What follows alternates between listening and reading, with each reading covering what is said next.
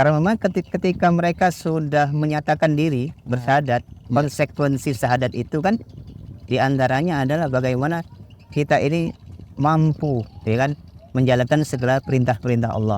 Ya. Perintah-perintah Allah itu adanya di Al-Quran, ya kan? Ya, siap. Begitu ya. Iya. Tapi tentunya kan sangat berat itu bagi Ya. saudara mualaf kita. Ya. Nah, untuk meyakinkan kepada mereka bahwa Al-Quran ini mudah itu bagaimana? Atlas, inspiring the world.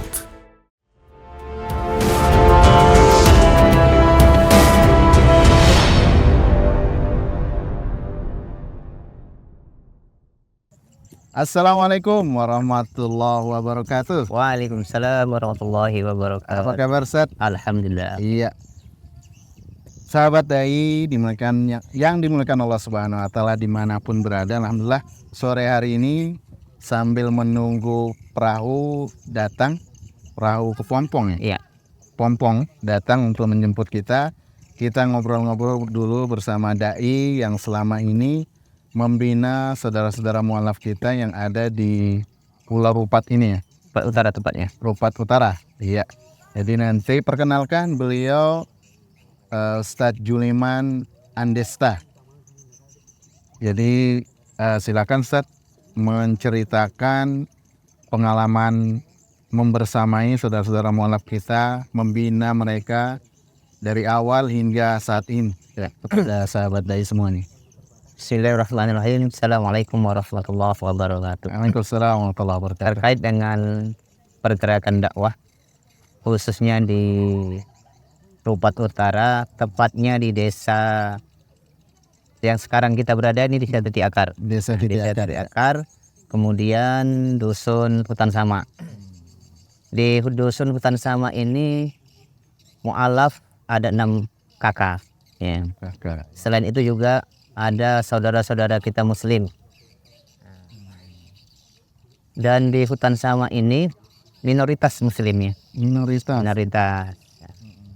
Jadi tergerak kami bersama kawan-kawan untuk bagaimana saudara-saudara kita ini tersentuh dengan Islam. Sehingga sebelum kami bergabung bersama Posdai, kami juga sudah bergerak. Ya, jadi sebelum bergabung bersama Posdai Riau, Ustadz Juliman sudah bergerak terlebih dahulu. Melakukan pembinaan ya. Ya, tentunya sesuai dengan kapasitas kemampuan kan.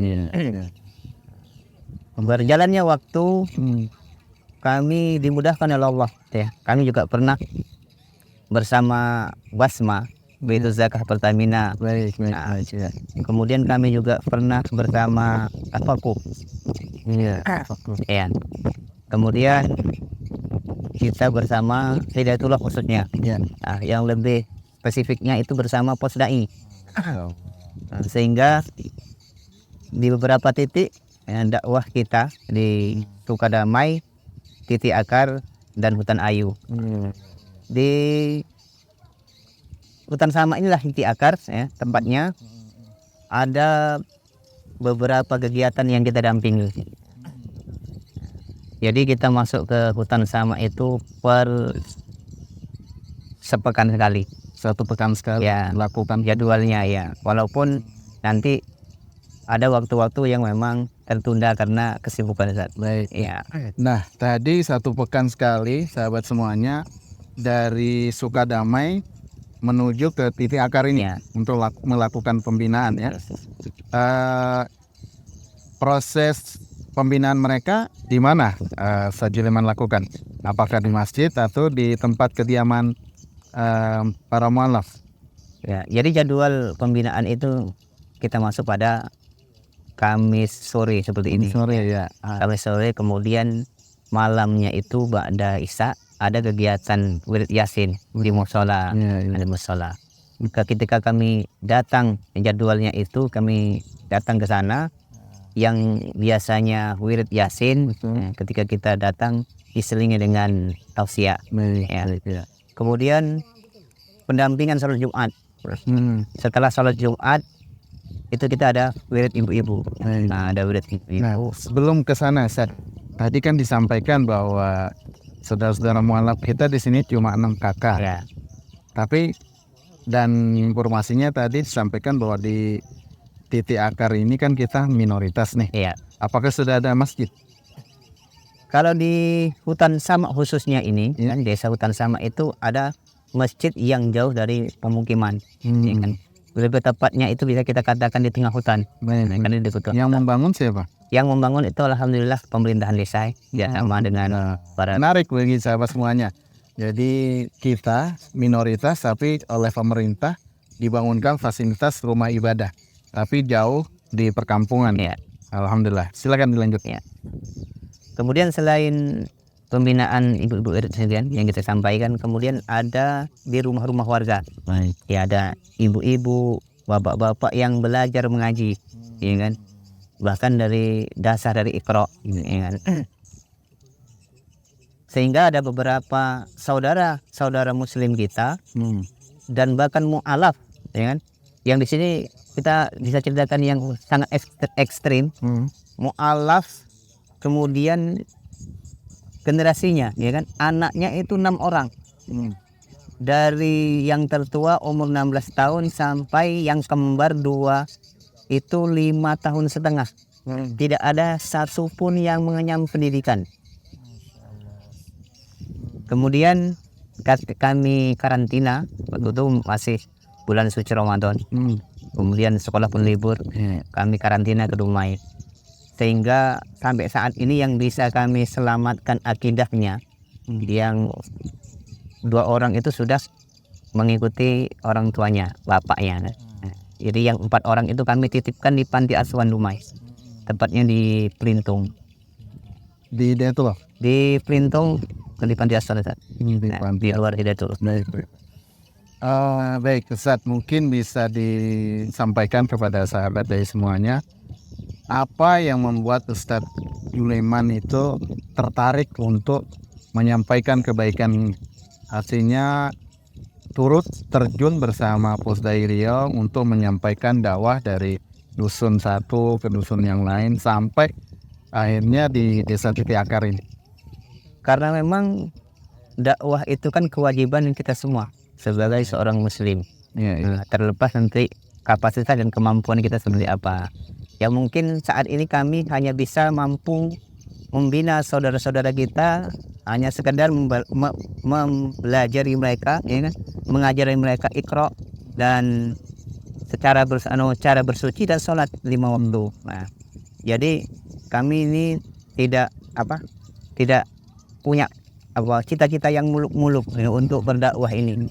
Bisa saudara-saudara kami itu menjaga sholat 5 waktu tepat pada waktunya dan berjamaah ya bagi laki-laki. Itu sebuah Kemudian, prestasi ya. besar ya. Kemudian bagaimana Al-Quran itu menjadi prioritas buat dirinya, bukan kewajiban.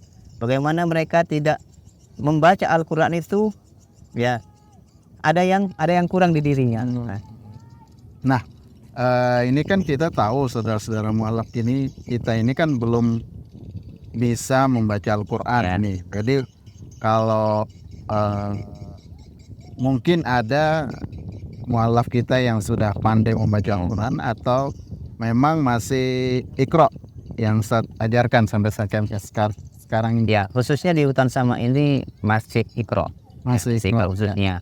Memang ada beberapa mualaf di tempat-tempat lain, di institusi lain itu sudah lancar. Sudah lancar. Nah, untuk menjelaskan kepada mereka para mualaf ini bahwa Al-Quran itu patut kita imani, terus kemudian kita tadaburi, kita baca, itu seperti apa? Karena memang ketika mereka sudah menyatakan diri bersyahadat, konsekuensi syahadat itu kan diantaranya adalah bagaimana kita ini mampu, ya kan, menjalankan segala perintah-perintah Allah. Ya. Perintah-perintah Allah itu adanya di Al-Quran. Ya kan? Siap. Begitu ya. Iya. Tapi tentunya kan sangat berat itu bagi Iya. saudara mualaf kita. Iya. Nah, untuk meyakinkan kepada mereka bahwa Al-Quran ini mudah itu bagaimana? Iya. Karena itu kan Al-Quran dimudahkan oleh Allah itu kan janji Allah. Betul. Ya, janji Allah. Ya. Kemudian mungkin saudara-saudara kita apalagi yang sudah dewasa, udah lanjut usia, Ya. ya kan tentunya sangat sulit bagi mereka. Tapi kita meyakinkan mereka bagaimana ya tentunya ketika kita menginginkan ya kita nih sebagai seorang muslim yang hanya mungkin targetnya bisa baca Al-Quran, bisa sholat, itu bukan semata-mata hasil dari kerja kita, ya kan, dari usaha kita, akan tapi ada yang lebih berhak menentukan, ya kan, kita ini sebenarnya layak atau tidaknya, kan itu sesuai tentunya dengan ikhtiar kita. Bagaimana Allah akan memberikan kemudahan itu sesuai dengan ikhtiar kita. Iya, demikian sahabat semuanya. Luar biasa perjuangan dari Ustadz Juleman Andesna untuk meyakinkan para mualaf supaya mereka berpegang teguh pada kitab suci Al-Quran. Nah, Ustadz Juleman, Ya, kita ini kan tadi pagi sudah Ya. meresmikan salah satu program Posdai ya. pusat, yaitu Desa Mengaji. Nah, mungkin tanggapan dari Ustadz Juleman sendiri dengan program yang kita angkat ini seperti apa? Sungguh sangat luar biasa ya memang program Desa Mengaji. Artinya kalau sudah kita gaungkan Desa Mengaji, bukan hanya yang mengaji itu anak-anak saja, Siap. ya kan gitu. Bukan hanya saja para dai. Agar dai bagaimana orang tua, bapak, ibu, anak-anak ya, dan itu semua mempunyai kewajiban ya untuk menggaungkan Al-Quran itu di setiap sudut-sudut rumah warga. Kan itu. Luar biasa sahabat semuanya. Jadi partisipasi yang sahabat dai titipkan amanah itu melalui kami, alhamdulillah sudah kami aturkan, sudah kami sampaikan kepada sahabat-sahabat kita, saudara-saudara kita yang berada di Pulau Rupat, khususnya Rupat Utara ya. Jadi semoga keterlibatan kita semuanya menjadi catatan amal terbaik kita semuanya di hadapan Allah Subhanahu wa taala. Mungkin ada harapan yang ingin disampaikan saat ini, Mas? Tentunya harapan kami kepada seluruh para asatid, para orang-orang baik untuk senantiasa mendoakan kami agar istiqomah di jalan dakwah ini. Khususnya bagaimana kita saling mendukung ya. Siap.